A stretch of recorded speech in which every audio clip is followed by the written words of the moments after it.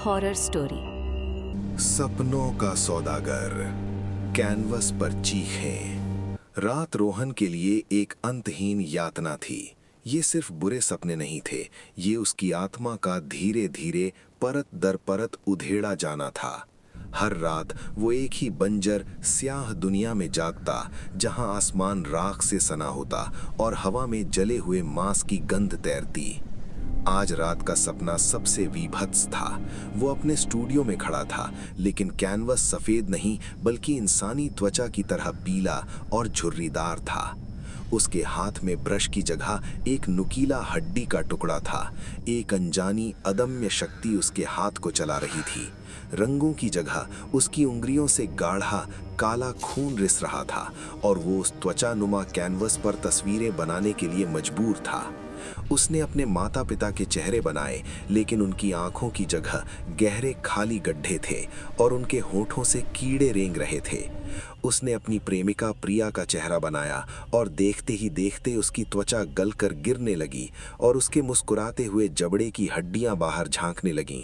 हर brush stroke के साथ canvas पर मौजूद आकृतियां दर्द से छटपटातीं। एक मूक भयावह चीख में उनके मुख खुल जाते। सबसे भयानक हिस्सा ये था, उसे इस प्रक्रिया में एक विकृत घिनौना आनंद आ रहा था। वो अपनी ही कला से घृणा कर रहा था, फिर भी वो रुक नहीं पा रहा था। वो चीखते हुए उठा, उसके फेफड़ों में जैसे तेजाब भर गया हो।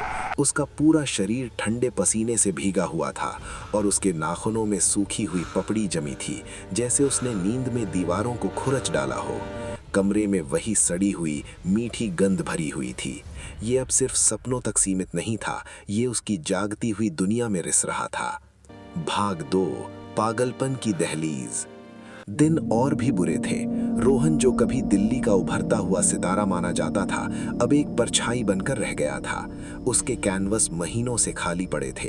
जब भी वो ब्रश उठाने की कोशिश करता, उसके हाथ बेतहाशा कांपने लगते और उसे अपने सपनों के वही विभत्स चेहरे घूरते हुए दिखाई देते। दुनिया के रंग उसके लिए फीके पड़ गए थे। लाल उसे खून की और पीला उसे गली हुई त्वचा की याद दिलाता। उसका सामाजिक जीवन समाप्त हो चुका था। दोस्तों के फोन बजते रहते, पर वो जवाब नहीं देता। प्रिया उसे छोड़कर जा चुकी थी, उसके अनियंत्रित गुस्से और बढ़ते पागलपन से तंग आकर। वो घंटों अंधेरे में बैठा रहता, कोनों में हिलती हुई परछाइयों को घूरता जो उसे देखकर फुसफुसाती थीं। उसे यकीन हो गया था कि वो पागल हो रहा है। एक शाम जब वो खारी बावली के मसालों के बाजार से गुजर रहा था, तो एक जर्जर नशे में धुत आदमी उससे टकराया। उसकी आंखों में एक अजीब सी पहचान की चमक थी। वही आंखें, वही खालीपन। तुम भी उसके पास जाओगे, वो सब कुछ ठीक कर देगा और सब कुछ छीन लेगा। इससे पहले कि रोहन कुछ पूछ पाता, वो आदमी लड़खड़ाता हुआ भीड़ में खो गया।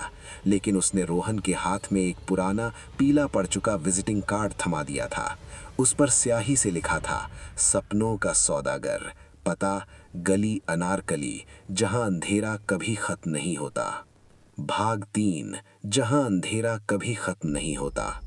गली अनारकली का कोई नामो निशान नक्शे पर नहीं था। रोहन कई दिनों तक भटकता रहा, जब तक कि एक रात हताशा के अंतिम क्षणों में उसे 2 इमारतों के बीच एक ऐसी दरार दिखी जो पहले वहां नहीं थी। एक सकरा रास्ता, जहां से सड़े हुए फूलों और फॉर्मल्डिहाइड की अजीब सी गंध आ रही थी। अंधेरे में डूबे उस रास्ते के अंत में एक छोटी सी दुकान थी, जिसके शीशे पर धूल की मोटी परत जमी थी। दरवाजा चरमराते हुए खुला। अंदर का दृश्य किसी पागल खाने जैसा था।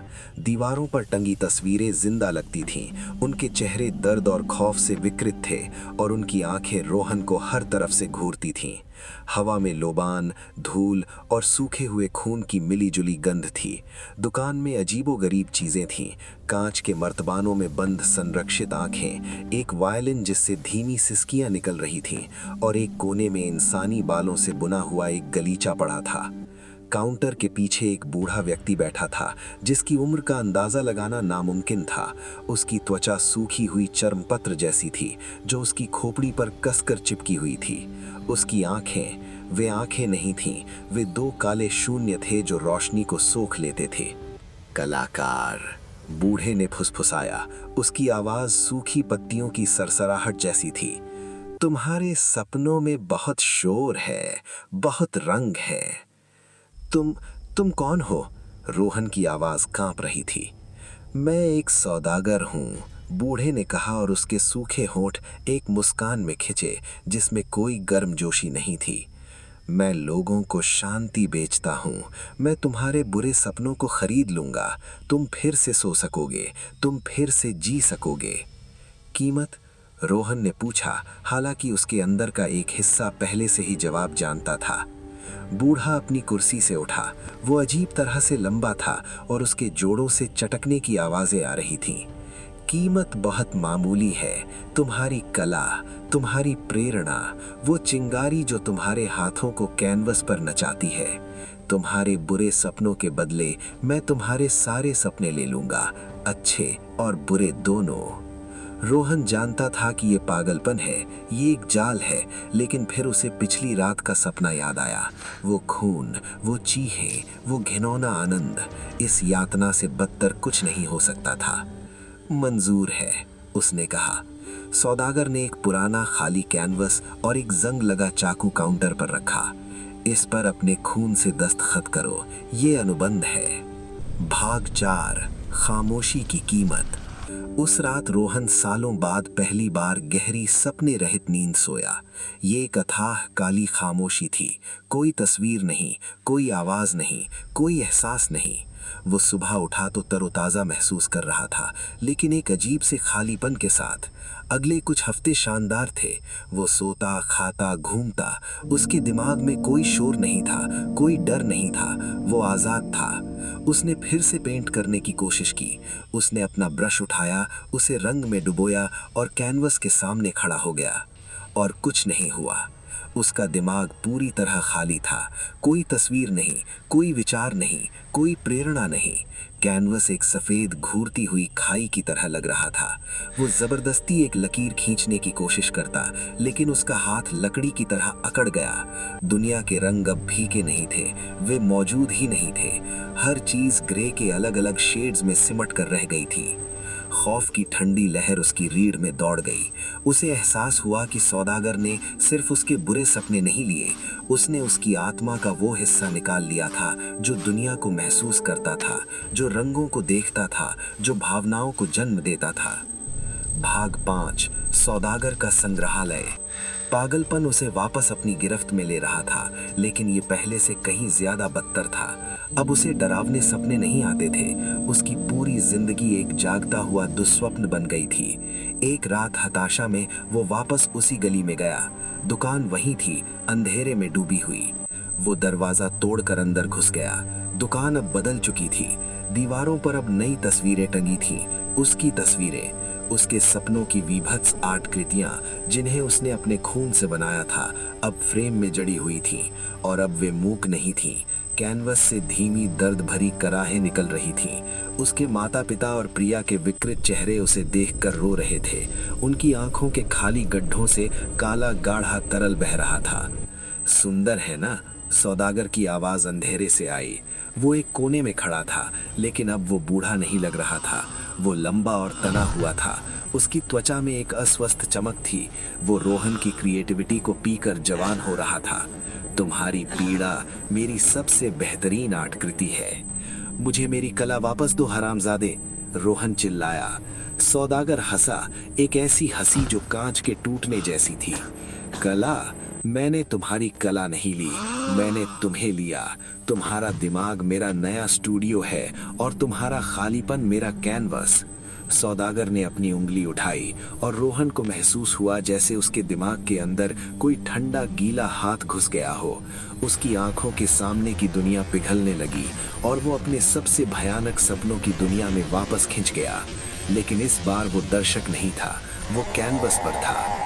उसे महसूस हुआ कि उसकी त्वचा खिंच रही है, सख्त हो रही है और कैनवस में बदल रही है। उसके हाथ पैर मुड़कर एक फ्रेम की शक्ल ले रहे हैं। उसका खून रंगों में बदल रहा है और सौदागर, वो विशालकाय विकृत प्राणी, अब उसके सामने खड़ा था, हाथ में हड्डी का वही नुकीला टुकड़ा लिए।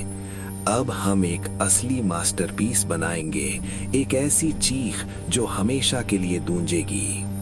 उपसंहार। चांदनी चौक की गलियों में आज भी कला की दुनिया रोहन के रहस्यमयी ढंग से गायब हो जाने की बातें करती है। लेकिन कुछ लोग जो अंधेरी भूली बिसरी गलियों में भटकते हैं, कभी कभी एक ऐसी दुकान के बारे में बताते हैं जो सिर्फ टूटे हुए और हताश लोगों को दिखाई देती है। वे कहते हैं कि अगर आप अंदर झांकेंगे तो आपको दीवारों पर अद्भुत लेकिन भयानक रूप से परेशान करने वाली कलाकृतियां दिखाई देंगी, और अगर आप बहुत ध्यान से सुनेंगे तो पेंटिंग से आती हुई एक धीमी, कभी न खत्म होने वाली चीख सुनाई देगी। एक कलाकार की चीख जो हमेशा के लिए अपनी ही कलाकृति में कैद हो गया है। सौदागर आज भी इंतजार कर रहा है, उसे हमेशा नए कैनवस की जरूरत पड़ती है।